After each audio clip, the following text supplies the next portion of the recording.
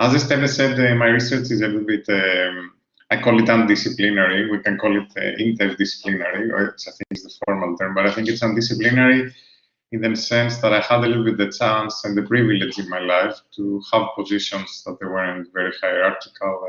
The position that also Estelle has now at CREA, which more or less you have the freedom to do the research you want, as long as you publish, of course, which is a kind of a filter. But you can publish whatever you want. So that's good because it allowed me to, let's say, express my multiple interests and a little bit my unwillingness to fall under a particular school of thought and a particular discipline, which I think the word speaks for itself, no? The discipline of a discipline, where you're supposed to just do what other people in your community do. This brought me to degrowth, brought me to critics to growth, brought me to the kind of community, two communities, ecological economics, where we look at the economy from an ecological point of view of flows of material, energy, and resources, and political ecology, where we look at the power relations that govern this flow of materials and resources. And this is on the background of the type of interdisciplinary or undisciplinary approach I'm going to follow today on the question of green growth and whether it's possible. So let me share my slides and start with my presentation. Okay, so is green growth possible? So this is the question I'm going to address in my seminar today, and it's based on a paper we wrote with my colleague Jason Hickel in a paper published last year at the journal New Political Economy. So what I'm covering here is included in this paper, but I'm going to try a little bit of a more lively presentation of the material. First of all, for those of you, because I'm talking at an institute that you're not necessarily expected or supposed to know exactly what green growth means, although the term speaks for itself. Green growth means economic growth compatible with planetary sustainability. Or more specifically, it means growing GDP while reducing environmental impacts to sustainable levels. Now, green growth is the basis of government action on climate and the environment. The Rio+20 conference, for example, on sustainable development, the biggest conference where all the government representatives from around the world come, and this was 20 years after the 1991 meeting on Rio, called for a green economy and sustained economic growth. The OECD has a strategy towards green growth, and the World Bank calls for green growth. Economic growth is also one of the pillars of the UN's 17 Sustainable Development Goals. So again, along these greening goals, there is always the goal of economic growth. Green growth, according to these documents, means developing new, cleaner technologies and improving the efficiency with which we use resources. Key here is the notion of decoupling. Again, I'm going to define some terms so that we are, for some of you, this might be known stuff. For others, though, no, so I want to be sure that everyone is on the same board. So decoupling means separating growth from resource use or environmental impact. We should distinguish here between relative and absolute decoupling. Relative decoupling means that GDP grows faster than resource use or environmental impacts, but impacts do still grow, only slower than GDP. That's what you see in this graph here. Absolute decoupling instead means that resource use or environmental damage actually decrease, while GDP keeps growing. So green growth sometimes in the literature is often confused with relative decoupling. So you will hear that the US economy has grown 5% or 10% these 5 years, and its resource use has only grown 2 or 3%. So the level of resources used per unit of GDP is going down. So we're having dematerialization of green growth. No, that's not true. This is relative decoupling. Truly green growth, if we take the term seriously, which means reducing the environmental impact, requires absolute decoupling. So it means a reduction of the impact. And actually it requires more than that. It requires decreasing the environmental impacts fast enough to be sustainable. That is, for example, to avoid crossing irreversible planetary thresholds, like in the case of climate change, the 1.5 to 2 degrees Celsius that all scientists tell us is a limit that we don't want to cross because the impacts are going to be catalyzed and unprecedented. So what did we find in our review with Jason? Let me separate what we found in 3 questions. So I'm going to go question by question. So the first question is the first of the three. Is absolute decoupling possible for resource use? This is here what material use and GDP look like. Sorry for the baby background, but I have two twin daughters and they are in an unruly phase. And it's raining outside, unfortunately, so they can't be outside. So you'll bear with me with the background noise. So in this graph, you see what material use and GDP look like for the world as a whole. You can notice in the 1990s some relative decoupling, resource use growing slower than the global economy. But if you pay attention to the graph, it's not much slower. And since 2012, this is even reversed. That is, resource use grows even faster than GDP. So we don't even have relative decoupling. You might ask, okay, that's the picture of the world as a whole, but what about individual countries? Is there absolute decoupling there? Indeed, a bestseller book last year, Andrew McAfee's More from Less, celebrated a supposed dematerialization of the US. So he claimed that, yes, we do see that in the US and other high-income economies. Now, McAfee, for those of you who might know him, not know him, he's an internet guru. So he is famous for books he wrote about the digital age. And he claims that he stumbled upon this phenomenon of dematerialization, as he recalls, realizing how web-based services substituted more and more physical goods. Think here of the example of listening to your music from a server instead of buying hundreds of CDs, or your iPhone that collects equipment that before, we would need a separate record player, a separate TV, etc., and all is in one small machine with much less materials. So he saw that and he realized that there is a big transition taking place in high-income countries, what he called more from less, or dematerialization. But the question is, did McAfee miss something? And indeed, he missed a lot in his analysis. And let me show first what data he used to make his argument of dematerialization. So McAfee points to data from the US, which supports this idea that the newer equipment we have is much more efficient and therefore uses much fewer resources. So he pointed to data from the US, where we see indeed, you can see the USA here, but you don't need to focus on EU and OECD, but similar patterns. So he said, look how domestic use of resources, which is the red line in the graph, and it's the amount of resources consumed or imported by the US economy, how it goes down, while GDP growth, the blue line, keeps going up. So he says we're having absolute decoupling here. The red lines count the raw materials extracted or imported by a country to produce goods within its borders. But does this miss something, we might ask? And indeed, it misses a lot. It misses all the materials used to produce elsewhere the goods that the country imports. Say this data here misses the red line misses all the metals used in China to produce an iPhone. And indeed, most sales of iPhones are registered in the US and they count as US GDP. But all physical production of the iPhones takes place in China, and the metals used count as domestic material consumption of China. So the question is there a better way to calculate the total amount of materials that support the US GDP? And there is. This method is called the material footprint, and it calculates the total resources used to produce all the goods a country consumes. So all the materials that went into the iPhone that you might consume in Spain or you might consume in the US. So let's look at the graph again now.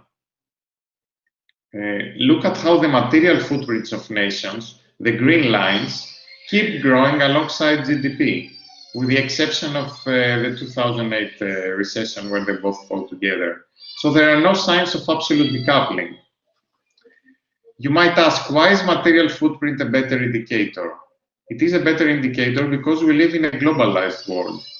The goods we consume are produced elsewhere. Material footprints grow hand in hand with GDP, and so does, as we saw, material use for the world as a whole, where there are no national borders to skew the data.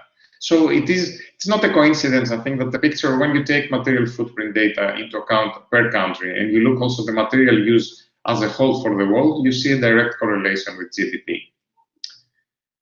No, those of you better at statistics, you might argue, could it be that these are spurious correlation? My age also increases with GDP, unfortunately, you know.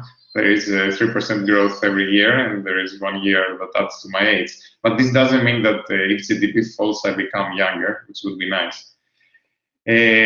So, of course, we cannot claim causation in this way, but the best shot we have for probing causation is panel data analysis. So we take the material use of each country separately over time, and then we compare across countries and across years. And there, actually, we find a very similar story to the one I said. A 1% difference in the size of economies is associated with 0.8% difference in material use. A straight line, more or less, an elasticity of 1, a little bit less. What about the future? Is it possible to have green growth in the future? With Jason, we've reviewed for our paper all published studies and models run by the UN. All of them predict a significant increase of global materials use until 2050, 50 to 100% more. We conclude, therefore, in the paper that absolute decoupling is not feasible on a global scale in the context of continued economic growth. Why are GDP and resources coupled so tightly, you might wonder? With the development of more efficient technologies and the service shift of economies, shouldn't we be seeing reductions in resource use instead of increase? First, efficiency gains do not necessarily lead to using fewer resources used. So the fact that you have the iPhone doesn't mean, first of all, that you don't have all this other equipment that you had before. And it doesn't mean also that with the money you save by having an iPhone in terms of 5 more equipments, you don't use this money to buy something else as material intensive as this equipment you don't longer need because you have your iPhones. Machines, we know, did not lead to mass unemployment. Instead, the surplus labor was hired to new activities. And it's strange that for resources, we expect something different than that to happen. Resource productivity leads to more resource use. My colleague Mario Giampetro has written about the Jevons paradox. 19th century economist Stanley Jevons was first to note how steam engines used coal more efficiently. But as a result, we used more coal, not less than before. The cost of coal went down and new uses were invented to make good use of cheaper coal. The second reason why we might not be seeing absolute decoupling in resource use is that services can be resource intensive. Think of the energy burnt by the server storing the photos and files or digital music that goes into your iPhone. Nick Hogg and Tim Jackson, for example, have found that the digitalization of music did not lead to reductions in material use. An Apple computer needs some 1 ton of materials just to make it. And that's the energy, then there is all the energy that's needed to support the servers that support an iPhone computer, right? So there is still a lot of material footprint of these services that on the surface seem immaterial to us. The final point is that people paying for seemingly dematerialized services, they can and they do actually spend their money in very material goods. Think here of an internet entrepreneur, no? She codes an application and makes money sitting in front of a computer. This seems very immaterial, and it has seemed immaterial to McAfee, who thought that he had this revelation of dematerialization. Her job seems much less material than that of a farmer. But with the money that she makes from her app, when the app goes public, for example, she buys a Learjet and flies around the world. And that's what many internet entrepreneurs do. At a lower scale, you might think someone who just makes a lot of money doing a seemingly immaterial job and then spends the money in very material holidays around the world on physical goods. Let me move to the second question, which is about climate change. Is absolute decoupling of carbon emissions from GDP possible and in line with a 1.5 degrees Celsius target? For the climate, remember, it is not enough to reduce carbon emissions. We need to reduce them fast enough to stay within 1.5 or worse 2 degrees Celsius. Climatologists Kevin Anderson and Alice Bow-Larkin calculate that to stay within 2 degrees Celsius, high-income nations must reduce emissions 6 to 10% each year. And this calculation was done 10 years ago, so now it has changed and it's around 11% each year. Compensating for a while poorer countries have higher emissions, increase their emissions for a while. So now if we see the global picture as we did before for resources, the global and the per country picture for carbon seem similar to the picture for resources. Emissions increase with GDP, just slower in this case. So there is some relative decoupling. Again, if we take countries and we look on a country data panel analysis, we find that the 1% increase in GDP is associated with a 0.5 to 0.8% increase in carbon emissions the same year, and up to 1% if we were to take into account lagged emissions. That is, emissions that, you know, because GDP increases this year, some investments take place, but the emissions are realized a few years after. So if we take these emissions into account, there is almost a one-to-one relation between GDP growth and emissions. Now, there are good reasons for economic output to be tied to resource or energy use. Economies run on energy, but there is no reason why oil or coal cannot be substituted by energy resources that emit less or even no carbon, renewable resources or clean energy resources. And indeed, 21 countries, you might have heard the good news, including the UK, US, or France, have reduced the carbon footprints between 2000 and 2014, even though their economies grew. And this takes into account imports. But these reductions are close to 1 to 2% per year, the reductions that we see here, not 6 to 10 or 11% per year that is necessary. And crucially, these economies that have some declining emissions show also low GDP growth, close to 1% average each year. If growth were closer to, say, 3%, there would not be any reduction of emissions. In other words, the higher growth is, the more difficult it gets to reduce emissions. I think that's obvious. And the more an economy grows, the bigger become the systems we have to decarbonize. Trying to reduce emissions with a growing economy is like running up a downward going escalator that accelerates. I think this metaphor captures a little bit what it means trying to reduce emissions while growing the economy 3% per year, which means an economy which is 11 times bigger within a century. What about the future? How do the prospects of reducing emissions while growing the economy look like? If the global economy recovers from COVID the way it did in 2008, we will overshoot 2-degree paths within a decade. According to scenarios we constructed with my student Aliosa Slamersak and Dan O'Leary, even Dan O'Leary is my colleague, he's not my student, he's a professor himself in Leeds. Even an ambitious global mitigation plan, what we call a Green Deal, the yellow line in our graph, after the name of the Green Deal of the European Union, it fails to keep global emissions within the envelope of 2 degrees, the blue shaded area. The only recovery path that stays within the envelope of 2 degrees past is the green line in the graph, combining fast decarbonization, that is fast development of renewable energy, reduced energy use, and crucially, zero GDP growth in the global north. The IPCC, which is the main body of scientists producing climate scenarios that many scientists come together and approve and say, okay, this makes sense, no? The IPCC recently produced scenarios that do meet the Paris Agreement target of 1.5 degrees, and they assume continuous economic growth.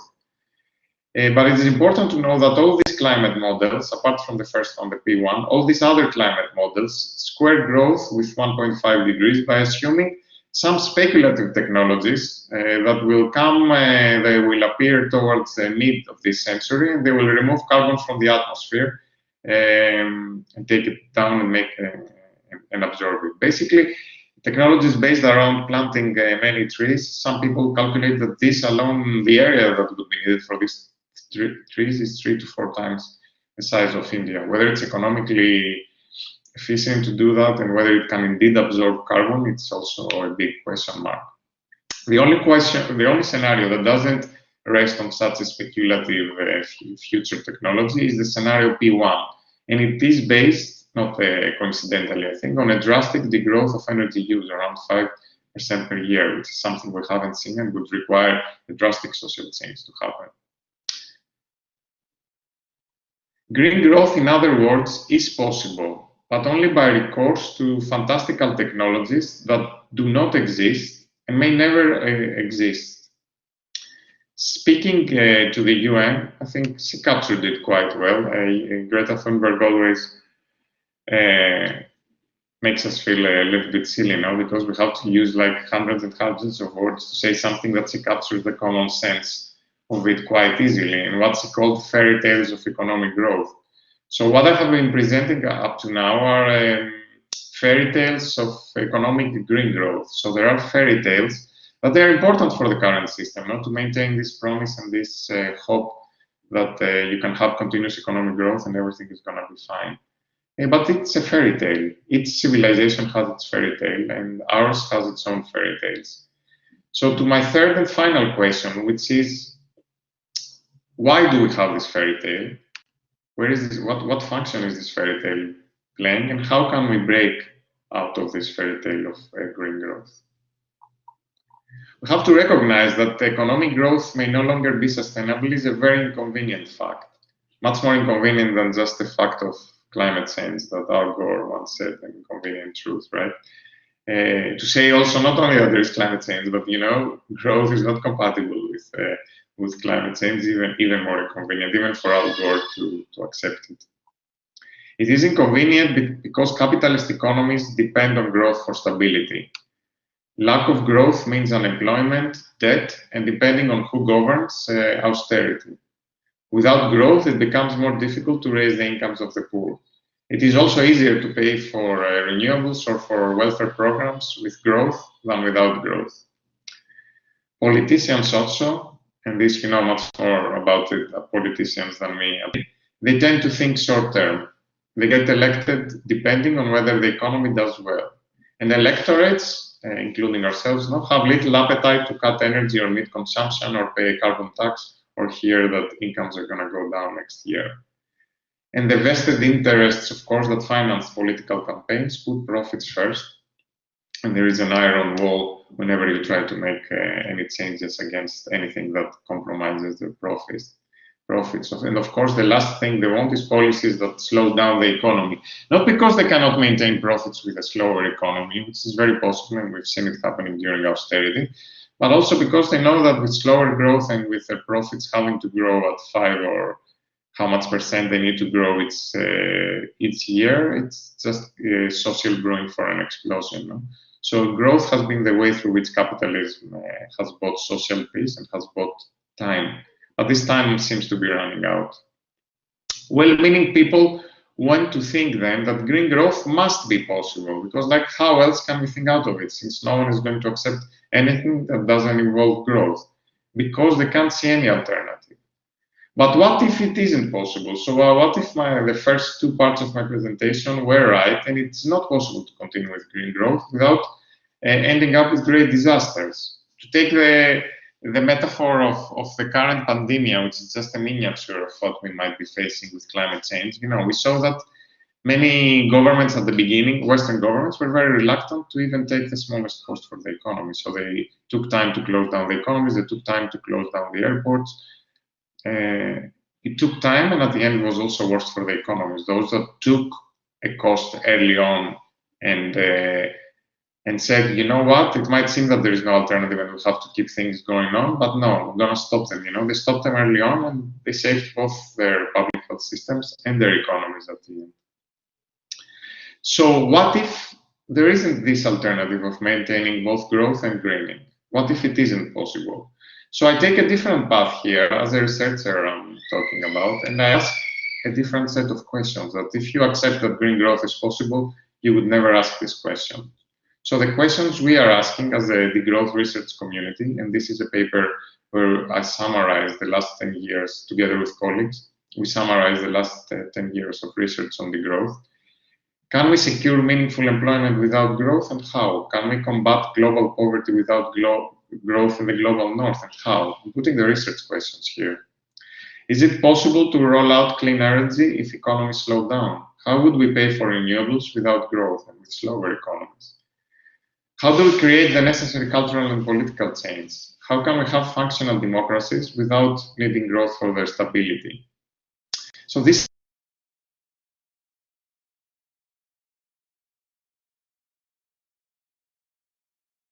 way avoid getting into the trap of myself sounding impossible. But of course, I have to accept, and I would be fool not to accept it, that there are no easy answers. But the fact that I cannot give you an easy answer of how can we degrow, although I keep studying it, does not make the alternative of green growth any much truer. When there are no easy answers, as researchers, we should be stepping our game. Instead, many, unfortunately I have to say, prefer to double up on the fictions. And this is what I find problematic. Under green fairy tales, we hide the enormity of the challenges at stake. Why this happens, so why these fairy tales, and what function do they play? I think they play the function of ideology. Economic growth is not just a material process, it's also an ideology. It's a recent idea conceptualized in the 1930s when we started measuring GDP.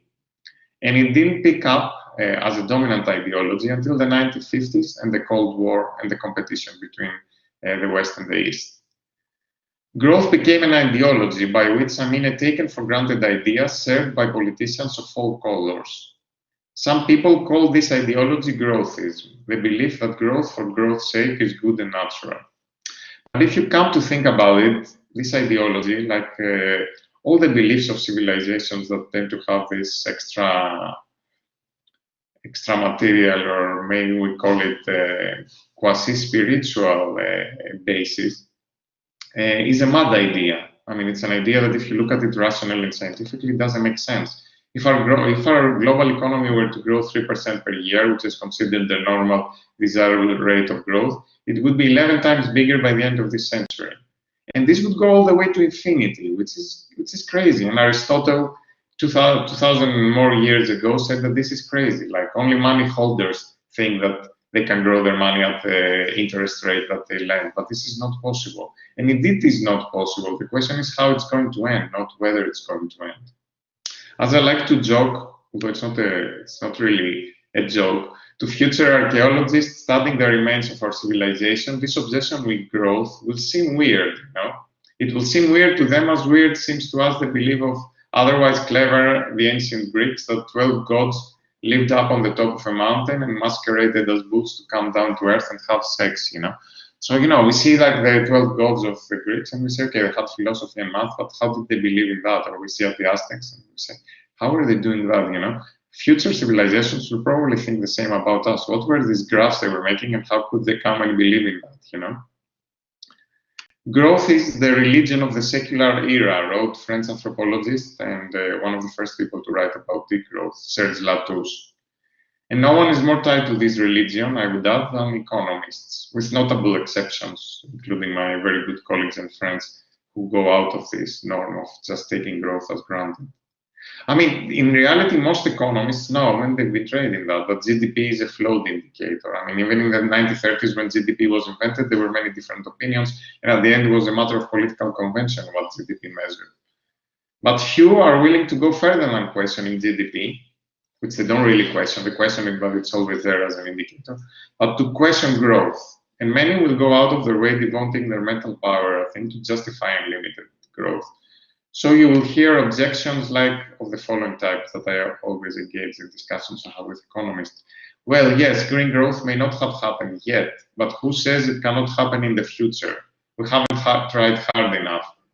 And well, sure, there is a certain element of truth in that, but if this is so, then there is no reason to study anything as scientists or as econometricians, you know, because econometricians do study past relations, they find causal relations, and they say, okay, these causal relations suggest there is some strong coupling and some strong relation here. If we were to say that whatever causal relation we find, we can change in the future with enough policy and will, fine, then I would invite people to stop doing econometrics around policies in any case, because like we can do whatever we want, no matter what the data shows.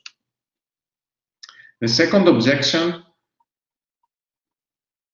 is that there is nothing that ties economic value to resources. So you will hear here that, yes, we can increase value, but this doesn't have to be more and more resource intensive. We can use things that have value, but they don't use resources. Note here that this rests on a particular understanding of value, which in neoclassical economics is understanding of value as utility, the pleasure people draw from things. If value is this, then sure, the economy can grow indefinitely by people getting more and more pleasure out of daydreaming and paying for it by selling poems to other daydreamers. But this definition of value is not scientific in a Popperian sense. It cannot be proven or disproven empirically. Value in this sense is supposedly revealed in prices, how much people are willing to pay for something they find useful. But no one has measured utility independently from prices. And economists here resemble Oscar Wilde's cynics, those that know the price of everything and the value of nothing. I don't know about you, but me personally, I'm not aware of real economies, human economies, which grow because people get more and more pleasure out of thin air. Human economies grow are about people laboring and transforming resources with the help of energy, with the help of solar energy, with the help of stored solar energy, which are fossil fuels, into useful goods. And along the way, while producing useful goods, they also produce waste and entropy. Don't get me wrong here. I understand the desire for green growth. It is a desire to fix things without rocking the boat too much. I can see how well-meaning people want to think that we can get ourselves out of the mess without too radical changes that are hard or will scare people and create resistance. We all want a vaccine that gets us back to how things were, don't we? But I'm afraid that for climate and global environmental change, there is no simple vaccine. There are things we can change, but these are big social changes. Changes on how we produce and how we live. Changes on how we distribute wealth and income, reducing resource and energy use dramatically. And there's no alternative to that. These changes are true are extremely difficult. They demand giving up conveniences. They demand conflict with powerful economic interests. None of this is easy, but it is not my choice that this is how it is. And we do not gain anything by sugarcoating the truth. Am I optimistic that we can change by design and not through disaster? The thing is, a grand part of humanity already lives in disaster, and most of human history is a sequence of disasters. I'm reading now the biography of Tolstoy for some strange reason, you know. And if you see like the disaster they were living in, even the aristocracy of the time in Russia, it's quite impressive. So imagine if you were born, for example, in 1900, what nice life you would have in front of you. If you were a man, you had two wars to go and fight and probably die. So the future has never looked good, I meant to say here with all these historical examples. So this shouldn't deter us from working, thinking, and fighting for a better future. In our new book, we set out a clear policy plan in this direction, consisting of 5 policies: a Green New Deal without growth, a universal care income, a 4-day work week, policies for support of community economies, what we call an economy of the commons, and a drastic change of fiscal regimes with setting a maximum income, a wealth or inheritance tax, and a carbon and resource dividend. How do you do that politically? Yes, it seems impossible, but we cannot think about how to organize for doing that. And the political base for building such a program, we argue in the book, is the movements against climate change and extinction, and the movements and the municipal movements for the commons that are springing around Europe and are trying to create a new economy within the old. One wants to hope that through disaster and design, through trial and error, and through political organizing and struggle, we humans, I mean in this sense, will find new ways to adapt and live in better balance with the planet and one another. So in that sense, I remain optimistic. But of course, our optimism soon blinds us to reality, especially scientific reality. Our responsibility as scientists is to keep the eyes on the ball, to the truth that is behind the convenient fairy tales. I'm going to talk a little bit about the book that came out and summarize for you the main insights and arguments of the book. So the case for degrowth we argue in the book is a case for living simply so that others may simply live. That saying is attributed to Gandhi, but it's sect, and Gandhi never said it. But whoever said it and attributed it to Gandhi found a nice phrase to summarize what we are about here when we talk about degrowth. So the case for degrowth is a case for reducing production and consumption in the global north, and especially among the rich 1%, both in the global north, but also in the global south. My case for degrowth today consists of 4 arguments and 1 rebuttal or response, if you may wish. First, I will argue that the current crisis is not a crisis of lack of growth. The current, speaking of the crisis that has been going on since 2008, is not really current, is a constant condition. but it's rather the result of unbearable social and environmental sacrifices in the altar of growth. Second, I will explain how degrowth must be rooted on different ways of being and relating. For shorthand, we can think of the idea of simplicity, different way of being, and the commons, a different way of relating. Third, I will present 5 core policies crucial for a transition towards degrowth. And fourth, I will explain how I see the politics of degrowth as an articulation, as I will share with you, between the personal, the communal, and the political. Finally, I will close responding to 3 common objections. First, that degrowth is unnecessary because green growth can do the job. Second, that degrowth is unjust because the global south and the poor need to grow. And the last objection that I will address is that degrowth is politically impossible. This, more or less, the structure of the talk is also the structure of the book. Each one of these is our main chapter, with the final chapter, which is on frequently asked questions, of which I highlight here 3 of them, but there are many more in the book. So let me start with the first point, sacrifices in the pursuit of growth. This is what the graph of global GDP growing 3% each year looks like. Compare, if you want, in the graph 2018 to 2100. Look how much the economy we expect it to grow at the so-called natural rate of 3% growth each year. Compound growth is the madness of economic reason. Political economist David Harvey wrote in his latest book, The Contradictions of Capital. Indeed, I would say. We joke a little bit in our book. This was my joke. I don't know if you'll find it funny or not, but I'm saying that to the archaeologists of the future, our civilization's obsession with this graph, with growth, will seem as strange as that of ancient Greeks seems to us today. And we say, how come these so clever people that invented philosophy and mathematics were worshipping 12 gods living supposedly on a mountaintop and masqueraded as bulls to come down to earth and have sex, no? It seems like this contradiction of how rational people could believe something so irrational. And our irrational belief on this compound growth, on the infinity of this compound growth, is probably even more deadly than the sacrifice of hundreds of thousands of humans on Aztec pyramids. Because consider how much we are sacrificing in the pursuit of this craziness here, of this upward going graph. The austerity cuts to keep overdeveloped economies growing. The demolition of health or education infrastructures that took us so much effort to build. The unprecedented debt to keep consumers consuming, keep the rich rich, and keep the economies afloat. World debt hit a record high of 247 trillion in the first quarter of 2018, which was an 11% year-on-year increase from 2017. Between 2009 and 2019, the European Central Bank pumped almost 2.6 trillion euros into banks. In the US, pumped through quantitative easing over 4 trillion euros. This money ended up on the pockets of the rich, and from there to stocks and houses. That's why we see both housing prices going up, and we see also stock exchange going up despite an economy that is not going up so fast. And the economy is going down, but stocks keep going up, no? Housing prices skyrocketed, and common people can no longer afford to live in city centers. In 100 cities worldwide, Saskia Sassen tells us, corporate buying of existing properties exceeded $600 billion from mid-2013 just to mid-2014, within a year. And $1 trillion just a year later. That's how much corporations bought in cities.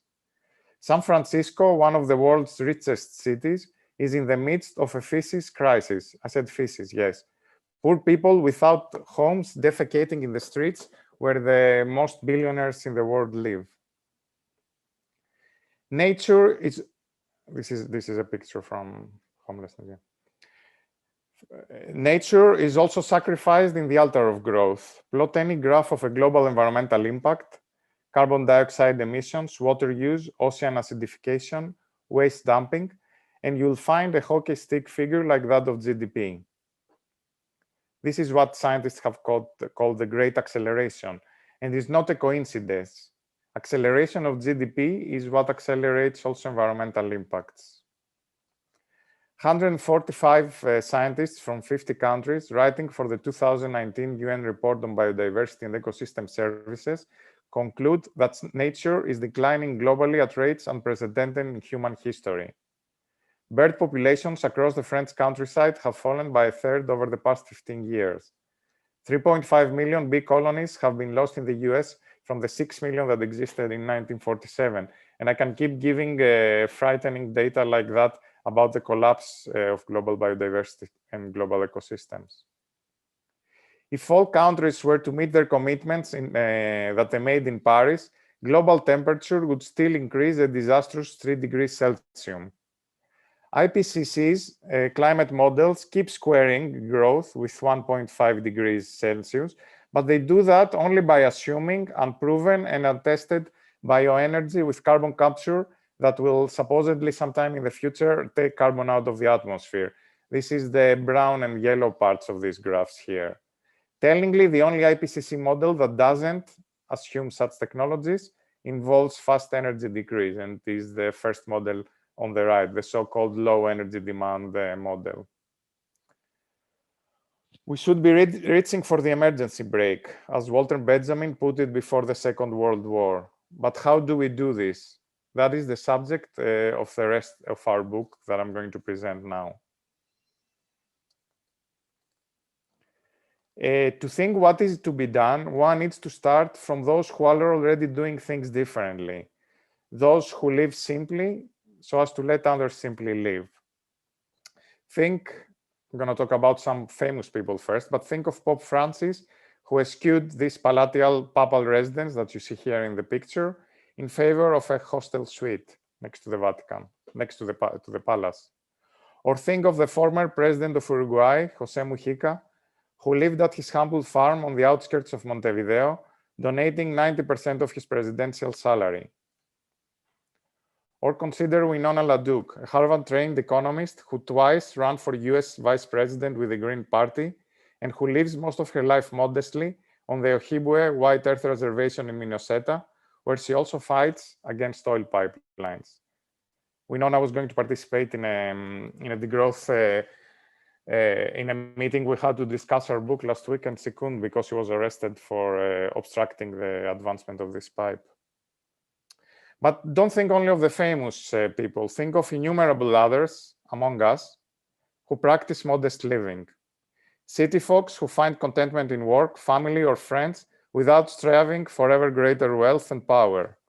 Farmers who produce enough to reproduce their communities without exhausting natural resources. Pensioners dedicated to community work. That's a pensioner. I don't know her personally. It's something I found on the internet, but I like it because she reminds me of my newborn daughter.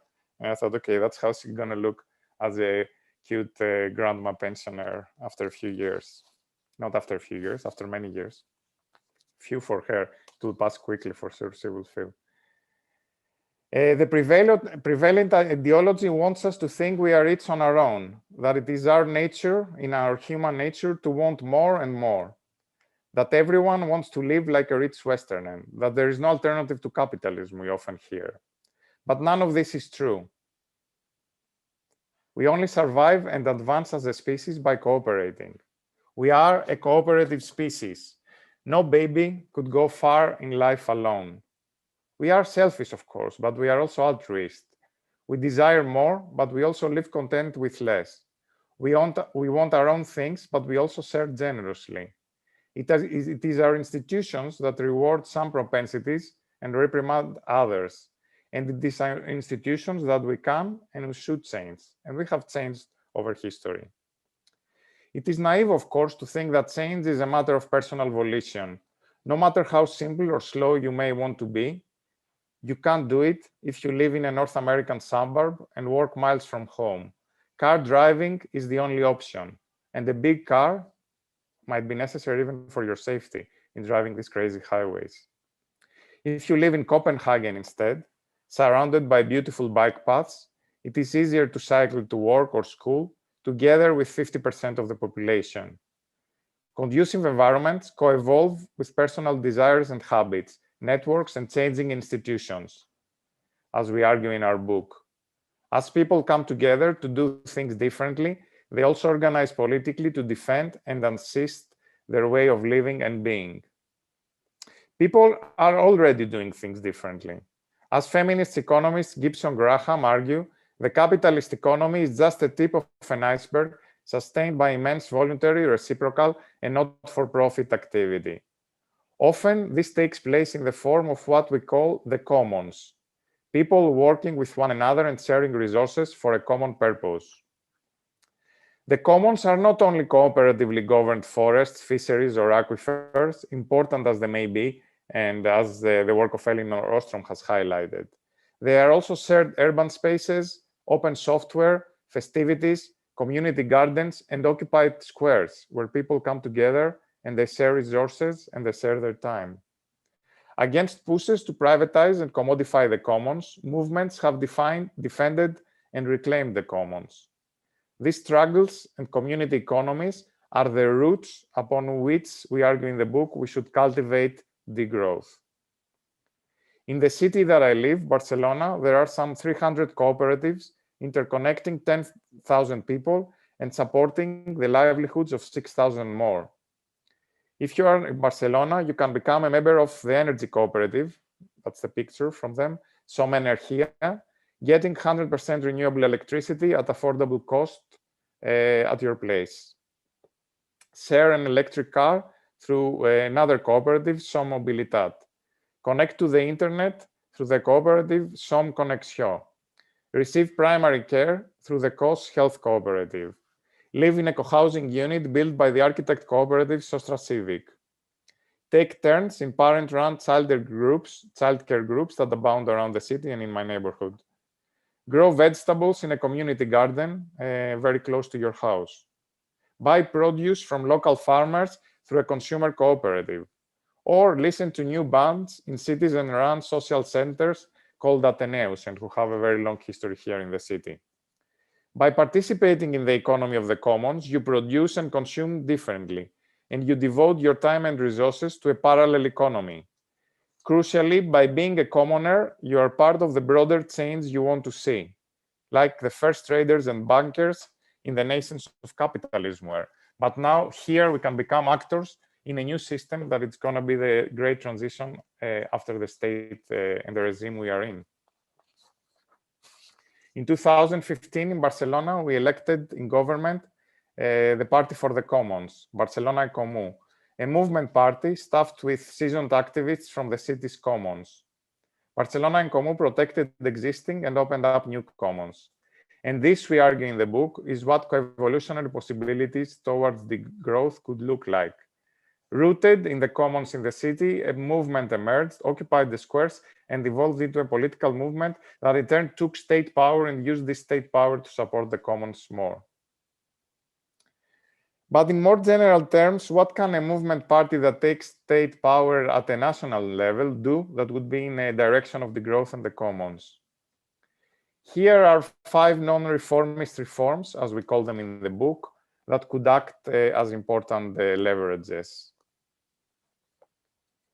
The first policy we focus in the book, and that's from a document that members of our team in Barcelona, alongside many other academics and activists in Europe, wrote for a Green New Deal in Europe. But we emphasized here that such a Green New Deal shouldn't rest on the idea of economic growth to pay for it, and should also have a very strong dimension of global environmental justice. It shouldn't come by shifting costs to other parts of the world where the minerals for a fast green transition should come from. We argue for a bold investment program anywhere near 3% of GDP annually to decarbonize energy and transport, reforest and transform agriculture. 3% might sound a lot, but it is what many nations spend right now for their armies. Without growth, a Green New Deal could be financed by taxes, by redirecting other expenditures or harmful subsidies, and by states issuing money to fund expenditures with social returns. As some of you might have followed, there is a modern monetary theory which supports a different way of using money to support expenditures. By circumventing in this way banks to finance transition directly with public money, money will not enter the economy as debt, and we will avoid the demand for growth to pay the interest, which is the case when loans come out through the bank system, the private bank system. The second proposal we advocate in the book is for a universal care income and universal basic services.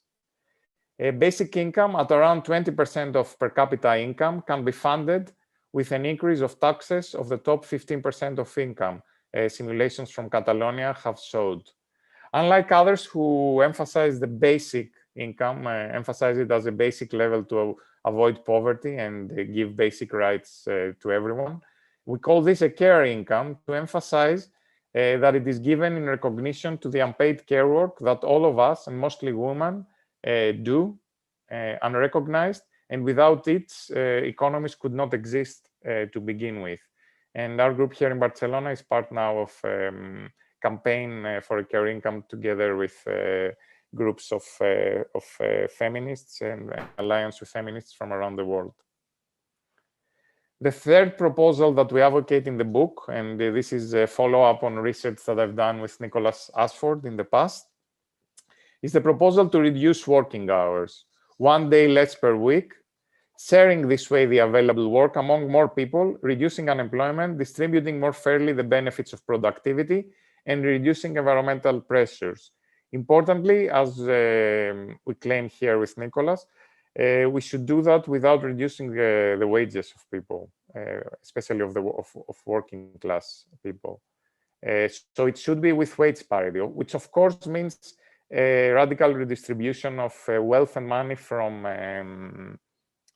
wealthier people, and that's going to be my fifth proposal. The fourth proposal that we have in the book is active policies to support the commons. This is the front cover of the report of the city of Barcelona, which describes a series of activities the municipality has taken from 2016 to 19 to support the third social sector, work and owned enterprises, cooperatives, mutual societies, etc. In our book, proposals in the direction of the commons include municipalizing communal services such as water or energy, policies to reclaim public space from commercial use or activity, and active support with legislation and financing of all these sectors that you see here in the report, and which is already the direction where Barcelona is going. The final proposal, and last but not least, as I argued, is a proposal of an overhaul of the taxation and fiscal systems, with an eye on redistribution and with an eye on financing what needs financing, which right now is a Green New Deal and a fast decarbonization. Tax carbon and resource use, not work. Return the revenue from a carbon tax as dividend to poor people. Tax high incomes more, tax wealth and transnational capital, and use the proceeds to fund equality and sustainability, what also others like Joseph Stiglitz or Thomas Piketty have argued. And importantly, set a maximum income. And good yardstick is the international standard of wage mark, which already is used by some companies, non-profit organizations, and government agencies, which certify that the ratio between their highest and lowest earners is within an 8-to-1 ratio. Now, you may argue that all this is not new, and of course, it's very difficult to do these policies, and no one would disagree with that. A few remarks on the policies before I move into the politics. These policies have been proposed before, but our difference here is that we consider them as levers for a green transformation beyond growth and capitalism. These policies have in mind the idea of how to socialize property and how to redistribute resources and time out of capital circulation and out of the pockets of the wealthy. Importantly, we don't see these policies alone and implementing just reducing the working hours within the current capitalist growth-oriented system. This would do very minor change, marginal change. We conceive these institutions in synergy. For example, resource, corporate, and wealth taxes may fund Green New Deals or basic services, relieving the pressure for growth to pay for them. Basic incomes or carbon dividends might stimulate consumption, but if we put resource and carbon taxes, we disincentivize ecologically harmful choices. Community economies strengthened by our policies offer outlets for creative energies, liberated by reduced working hours or secured by a universal income. So as economies slow down, social safeguards that we provide with a basic income make sure that no one falls off the net. And by opening up the commons and increasing security, we reduce the need for growth. Now, you might do well to think that all this is pie in the sky, no? Right now, our best political achievement was to say that Trump lost the election in the US, and similar type of populist would be authoritarians will lose elections in other parts of the world, and the best we can do is like substitute them with centrist reformists in a much more marginal way than what we advocate here. So you would be right to say that the politics of what we are describing here are really, really difficult. And I won't say no to that. But I want to sketch how in the book we imagine the political change, because without this imagination of the political change, what we are saying here is it is indeed very utopian to expect that these policies will somehow happen on their own. So the starting point in our book is that we won't have policy change unless there are people who want it. And there will not be people who want such policy change unless political institutions allow spaces where people can want different things. How do we articulate then is the question we put in the book, the personal with the communal and the political. In our book, we propose a strategy of building new common senses, a concept we take from Antonio Gramsci, through cultural changes embodied and practiced in the making and defense of commons, articulated then and generalized through political movements that promote such commons. Just so that this doesn't sound so theoretical, no? I described a series of practices when one might participate, if you live in Barcelona, cooperative common activities, and I'm sure that in the place you live, there are many others similar to that. Of course, just putting our time there and our effort into commons won't make a difference if the big system remains unchanged. The idea is not that we're going to change by slow and small practices, but the idea is that by putting our time and resources in a parallel economy, and by more and more people doing that, and by more and more people seeing us doing that, the senses, what makes sense to people, the culture, the dominant culture changes little by little. The picture we have in the book, for example, which you can see is a father driving a child with a bicycle to school or to playing ground, would be unimaginable 20 or 30 years ago. Some cultural change has taken place. It's slow, maybe. Yes, it's slow, but it has taken place. It is common sense to see this image now and don't think that it's something crazy. And we are arguing only by practicing and participating in the commons, our common senses about what is possible are changing.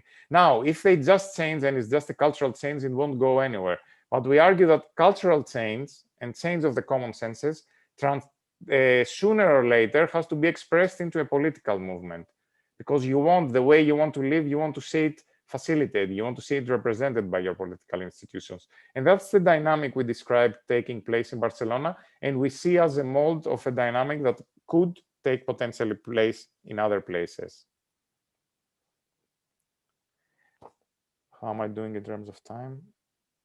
Yeah, not so bad, but not terribly good either. So 3 common objections with which I want to close the presentation. The first is that the growth is not necessary, since we can both have growth and reduce environmental impacts. And recent works like Andrew McAfee's More from Less, you might have heard the book. It's not a great read, but you have to read it if you are in this literature and you want to see what your antagonists are arguing. So Andrew McAfee in his book celebrates its supposed peak material consumption, pointing to reductions in domestic resource use in high-income countries, which are the red lines in these graphs you see here. And he says, okay, growth is continuing, which is the blue line. So he claims we have decoupling and we're going in the right direction. We just have to have even more growth to have more decoupling, which I don't know where he sees it exactly, but okay, let's say that this is the causal relation here. But this, the relation between the blue line and the red line, is an artifact of globalization. If you look at material footprints, which are the green lines, that is the total resources used to produce the goods a country consumes, including the imports, there is no decoupling. They grow together with GDP. In a globalized economy, footprints, the yellow lines, are our best kind, and these increase with GDP. And it's not coincidence, of course, that global GDP and global material use are increasing hand in hand. Gladly, it's true that 21 countries have reduced their carbon footprints, even taking into account imports, between 2000 and 2014, although their economies also grew. But note that these economies reduced their carbon footprints on average 1 to 2% each year. Climate scientists estimate that high-income nations must reduce their emissions by 10% each year if they want to be in line with the first third of a 2 degrees carbon budget. The slower growth is, the easier it is to reduce emissions. The 21 countries that reduced emissions saw also low GDP growth in the same period, close to 1% on average each year. That's why this period was also called the secular stagnation. If growth were closer to 3% each year, there wouldn't be any reduction in carbon footprints, I'm afraid. A post-COVID recovery similar to 2008 will overshoot 2-degree paths within a decade. Scenarios we constructed, and that you see here in this graph with Aljosa Slamarsag and Dan O'Neill, show that even an ambitious global Green New Deal, the yellow line in our graph, fails to keep global emissions within 2 degrees, which is the blue shaded area. The only recovery path that stays within the envelope of 2 degrees paths is the green line. In this scenario, we combine fast decarbonization with reduced energy use and, crucially, zero GDP growth in the global north. Such empirical reality is, of course, about the very strong coupling between environmental damage and GDP will not deter economists who see humans as psyching pleasure machines that can get more and more value out of stuff without more demand on resources. If value translates to money, though, we argue in the book, then those who make money selling even immaterial pleasures, supposing that there are such things as immaterial services, they would use the money they make to buy goods that they would be material or services that they use some materials. Think here of a yogi guru who flies with his Learjet after all his money he made in his meditation camps. No? Only if we put limits on resource use will resource use decline. And this is what the growth points to. Will capitalist growth survive such limitations? Capitalism has grown by exploiting cheap natures and cheapened people. To think that somehow capitalism can still grow without being able to exploit more resources at cheap prices, and thinking that it can do it without cheapening and exploiting people more and more, I'm afraid, is like thinking that you could force the players of a basketball team, think of the LA Lakers, to play just with one hand, with one hand behind their back, and that they would still win the NBA. I mean, resources and human resources are the fuel of capital growth. To think that growth would be possible just by being very inventive, I think it's quite utopian in the bad sense. The second critique we face is that the growth condemns poor countries and people to stay poor. To be clear, with the growth, we address the well-off people in the global north and in the global south, the elites. But we do believe that the growth in the north will relieve pressure from extraction and unequal exchange on impoverished nations. It will also open up political space to those who fight for alternatives to a one-way future of Western-based development in Latin America or Africa.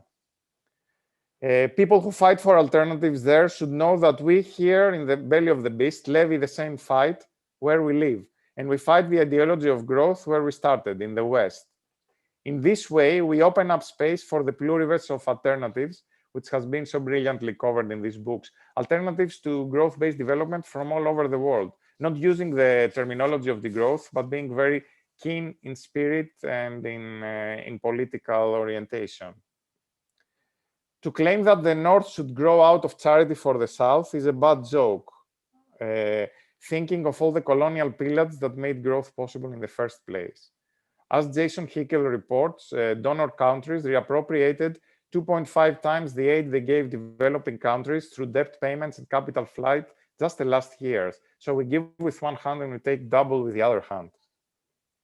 Growth, also as this graph shows, is an ineffective mechanism for alleviating poverty.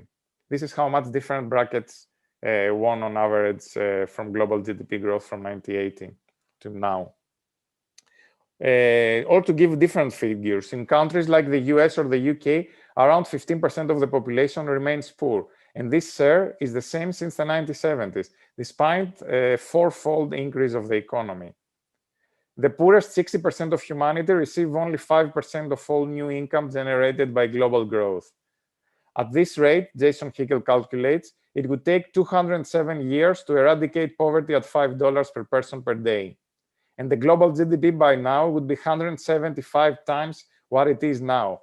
Average income would have to be a fantastical 1.3 million per person per year, so that the poorest 2/3 could earn just $5 a day. That's the ridiculousness of saying that we grow the economy in order to help the poorest of the poor. The last critique, and the one I take more seriously, is that the growth politics are utopian. Indeed, as William Rees wrote, the ecologically necessary might be politically impossible, and the politically acceptable ecologically impossible. But still, the political difficulties of degrowth do not make green growth any more possible, I would argue. Granted, a transition away from growth will not happen just because we have strong arguments. Building commons and winning elections seems also a painfully slow and uncertain process. And the reaction, the political reaction, should not be underestimated. Judging from the reaction, something much more prosaic, like wearing masks, has received, things, we have to admit, do not look very good. Those of us who write about degrowth are not oblivious to these difficulties. We realize that we cannot wish growth and those who defend it away. We realize that capitalist economies do depend in very strong ways on growth, and that when there is no growth, people suffer. There are, of course, solid ideas on how economies can be stabilized without growth, or how to secure well-being without growth. But the politics of making these ideas dominant are far from easy, especially in a multipolar world driven by economic and geopolitical competition, where the economically weak are dominated by the military strong. And transition to something akin to degrowth would be messy, no doubt, and if it were to happen, it would be under conditions that will not be of our own choosing. As we overshoot planetary boundaries, and as the planet heats, we should expect more and more economic and social instability. And this will bring new political dangers, but thus we insist in the book, and writing in the midst of a COVID crisis and lockdown, it brings also new political possibilities, to which we should not be pessimistic, and we should not close our eyes just by the sheer seeming impossibility of the task of the transition. Our responsibility as scientists is to state clearly which paths are feasible and desirable and which are not. And our tasks as citizens is to work with others to chart desirable paths and not digress to the barbarianism that business as usual holds for us. Thank you.